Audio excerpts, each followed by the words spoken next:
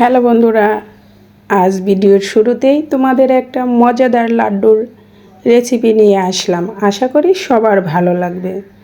তাই তো ভিডিওটি দেখতে হলে সাথেই থাকো আর দেখতেই থাকো। লাড্ডু তো আমরা অনেকেই অনেকভাবে খেয়েছি, তবে একবার আমার মতো তৈরি করে খেয়ে দেখো। এখানে নিয়েছি একটা পাকা কুমড়া।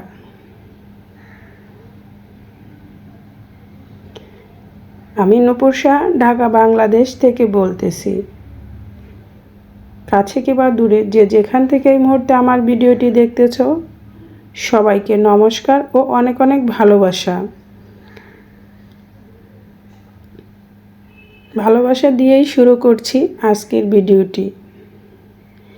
আমি এখানে একটা পাকা কুমড়া নিয়েছি। আমি কুমড়াটাকে এখন এভাবে কেটে ধুয়ে পরিষ্কার করে নেব, সেটাই তোমরা দেখতে থাকো।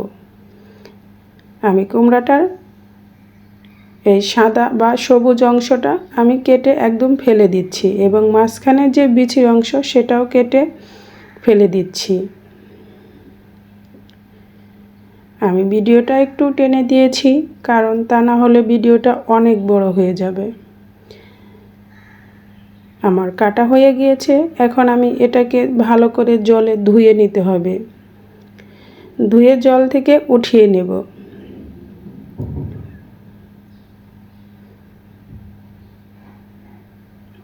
আমি এই কুমড়া দিয়ে কীভাবে লাড্ডু তৈরি করব, সম্পূর্ণ ভিডিওটাই তোমাদের সাথে শেয়ার করব।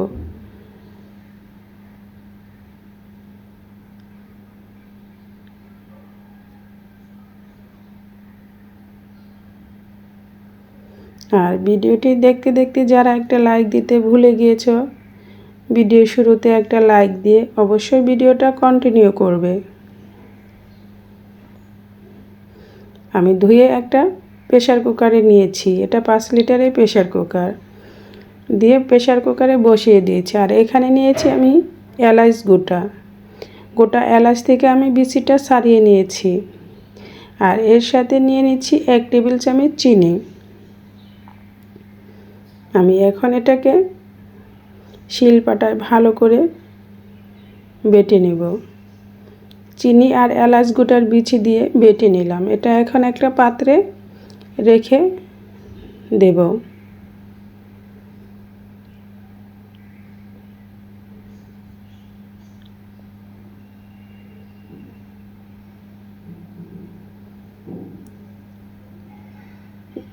আমি চলে আসলাম আবার প্রেসার কুকারের কাছে। দেখতে পাচ্ছ বন্ধুরা কতটা কমে গিয়েছে।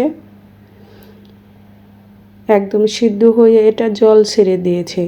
আমি এখন একটা জালিতে নিয়ে এটাকে জলটা সম্পূর্ণ ছেঁকে ঠান্ডা করে নেব। সম্পূর্ণ জলটা ঝরে গিয়েছে। এখন আমি মিক্সারে এটাকে মিক্সড করে নেব। তোমরা চাইলে এটাকে শিলপাটাও বেটে নিতে পারো। আমি এটাকে এখন মিক্সারে মিক্সড করে নিচ্ছি।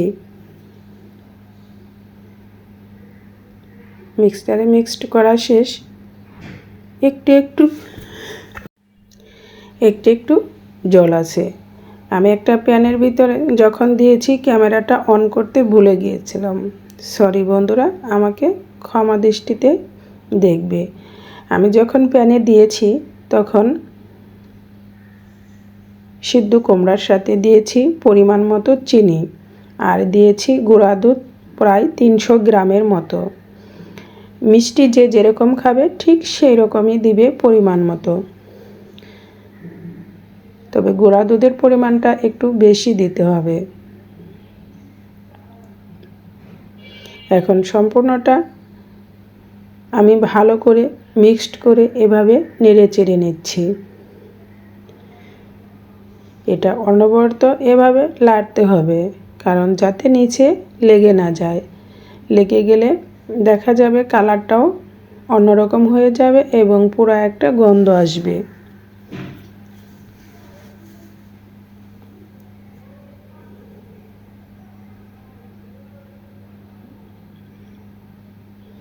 আর এখন দিয়ে দিচ্ছি সেই এলাচ বিচি চিনি দিয়ে যে বেটে রেখেছিলাম।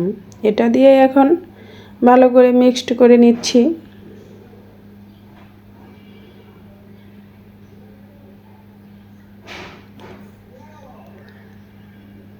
এই কুমড়া দিয়ে মজাদার লাড্ডু যে একবার খেয়েছো সে বারবারই খেতে চাবে।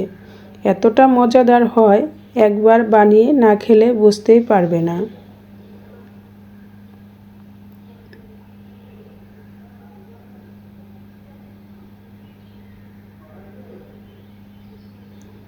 দেখতেই পাচ্ছ বন্ধুরা, এটা প্রায় হয়ে আসছে। এভাবে জ্বালাতে জ্বালাতে এটা ঘন হয়ে আসবে। যখন সম্পূর্ণটা হয়ে আসবে এটা একটা আঠালো ভাব হয়ে যাবে।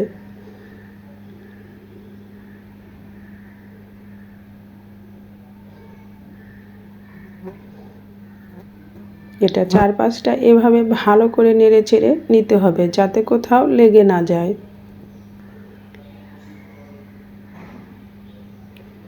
কারণ যতটুকু জল ছিল সবটুকু জলই শুকিয়ে নিতে হবে। যখন এটা হয়ে যাবে একটা আঠালো ভাব হয়ে মানে দলার মতো হয়ে যাবে,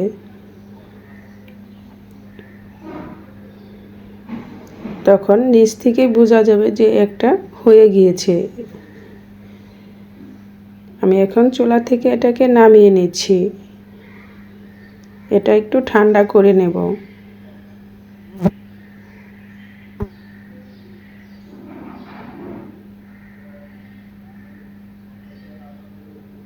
আর এখানে নিয়েছি আমি একটা পাত্রে ঘি হাতে লাগিয়ে এটাকে লাড্ডুর শেপে আমি এখন গোল করে বানিয়ে নিচ্ছি।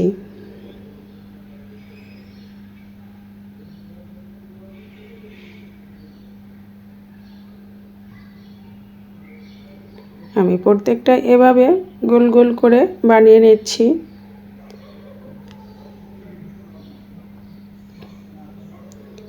কত সহজে অল্প উপকরণে একটা মজাদার লাড্ডু হয়ে গেল। আর এখানে কিছুটা নিয়েছি আমি আলাদা একটা ডিজাইন করব। আমি চারপাশ থেকে এটাকে কেটে চৌকা বানিয়ে নিচ্ছি। চারপাশের অংশগুলো উঠিয়ে নিচ্ছি। আমি এটা ঠান্ডা হওয়ার জন্য নর্মাল ফ্রিজে 1 ঘন্টা রেখে দিয়েছিলাম।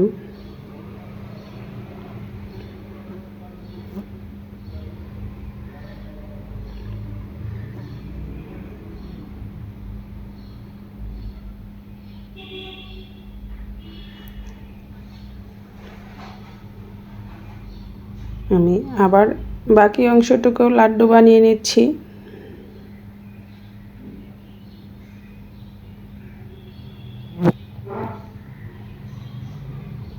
যদি ভালো লাগে একবার হলে এভাবে পাকা কুমড়া দিয়ে ট্রাই করে দেখো। কত সুন্দর হয়েছে লাড্ডুগুলো,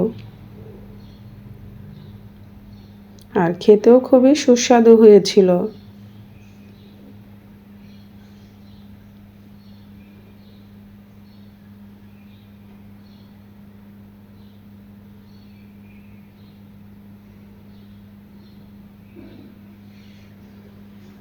আমি সবগুলোই বানিয়ে নিয়েছি। সবগুলোই বানিয়ে নেওয়া শেষ লাড্ডু। আর এদিকে যেটা আমি চৌকার মতো করে রেখেছি সেটাকে এখন কেটে নিচ্ছি। কাটতে যেয়ে আমার ছোট মামুনি এতটাই ডিস্টার্ব করতেছিল আমাকে,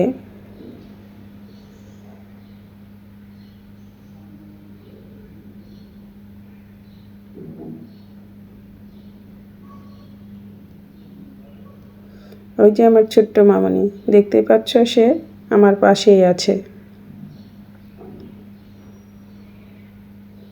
ওই যে দেখতে পাচ্ছ সে কি করতেছে, সে নিজেই কাটবে, আমাকে কাটতে দিবে না।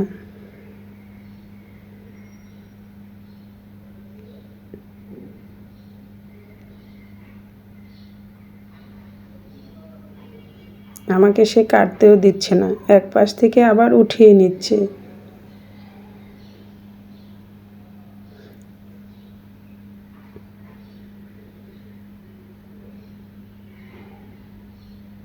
কেমন হলো আমার এই পাকা কুমড়ো দিয়ে লাড্ডু তৈরিটা অবশ্যই কমেন্টস করে জানাবে। আর যদি ভালো লাগে ফ্রেন্ডস ও ফ্যামিলির সাথে বেশি বেশি করে শেয়ার করবে। আর নতুন বন্ধু যারা আমার ভিডিওটি দেখছো তাদের উদ্দেশ্যে বলছি, কেউ ভিডিওর নিচে বন্ধু হলাম তোমার পরিবারে আছি লিখবে না, পারলে আমার কমিউনিটিতে একটা মেসেজ দিয়ে যাবে।